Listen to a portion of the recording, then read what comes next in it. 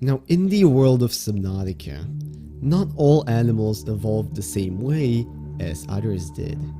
And in today's video, we will be talking about some that do really differ from the majority. Because of the nature of planet 4546b being mostly covered in water and all, the majority of animals has evolved to be able to survive the crushing depths and oppressive darkness.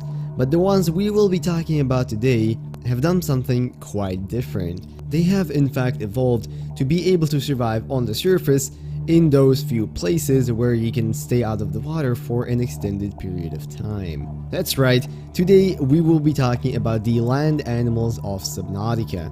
I'll be telling you everything we know about them, where in the world you can find them, what they look like, what they behave like, and any other interesting point of trivia that I'm able to dig up. Now of course, as with every other lore video, I have to put a disclaimer here that there is a solid chance of this containing spoilers to the story and the world of Subnautica, so if you don't want to have any of that spoiled, I strongly recommend clicking off the video and coming back to it later. Now with that out of the way, take off your oxygen tank, get ready to breathe some fresh air, and let's go.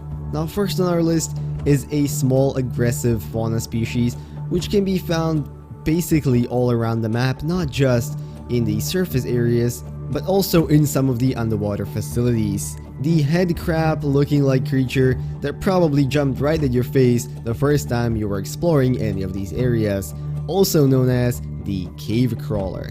Now when looking at them from the outside, you can see that this is a relatively small four-legged creature that, when standing up, measures up till around the player's knee level, which is mostly beige and orange in color, with one giant distinct blue/turquoise eye on the top of their head.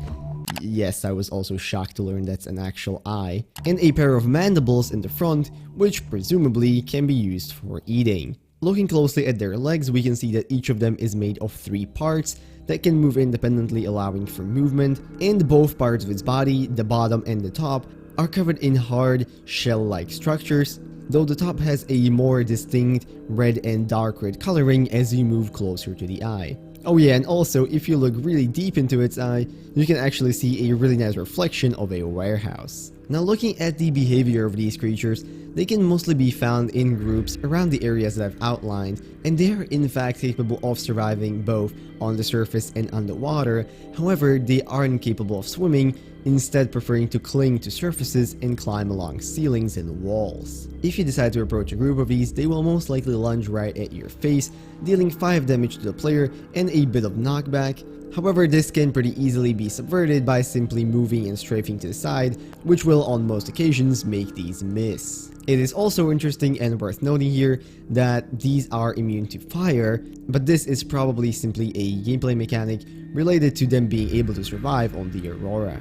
If we want to understand their life a bit better, we can look at the PDA entry, which does state that they possess a gas exchange membrane, which allows them to filter in the important gases either from air or water, depending on the situation, which explains how they're able to survive in so many situations, and also the fact that in most situations in the nature, these things would in fact hunt in packs. Now a little bit more information before we move on to the next creature.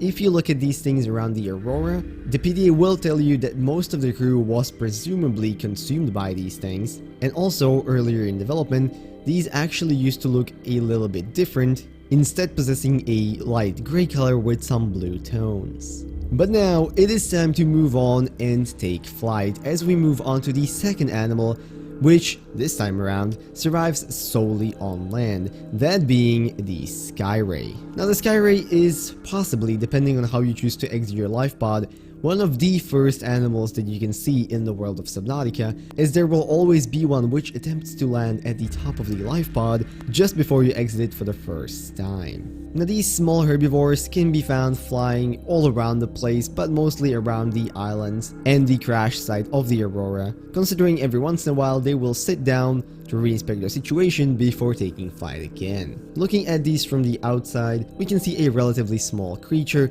with a pair of white feathered wings with some dark edges around the front and to the sides, a small black head with two completely white eyes, one situated on each side, and a somewhat interesting green, blue, and white pattern that forms around its belly and chest. As far as behavior goes, there isn't much to say here. The sky rays tend to congregate in small groups but can sometimes be found alone, as they will fly around the place, presumably looking for herbs and food to eat on the surface. From the PDA entry, we can also learn that these never dive for food, meaning all of their nutrition comes mostly from a seed-based diet that can be found around the islands. And also, interestingly enough, you may have thought that these are somewhat closely related to all of the other rays, which we discussed in last week's video. However, interestingly enough, that seems to actually not be the case, as there is quote-unquote no greater genetic overlap with those species than the planetary average, and in fact, supposedly these things must have split off from the evolutionary tree much earlier than most other species. Here, it should also probably be noted that the sky rays are in fact unaffected by the stasis rifle, but if you do want to get into some funny shenanigans, it is actually possible to jump onto one and attempt to stay on it as it takes flight. However, most of the time you will somewhat glitch through it and fall off midway. Oh yeah, and I also don't recommend trying to spawn these inside of your base because they will always drown even if there is air around them. Now, you might be thinking that that is all, considering that those are the only two animals that you encounter, effectively, on the surface of planet 4546b. However, there are in fact two more that we can bring up, one which is capable of surviving on the surface and one which has been teased a lot but technically isn't in the game as of yet. Now the first one is kind of an honorable mention, but it goes to the blood crawler, a very close relative of the cave crawler.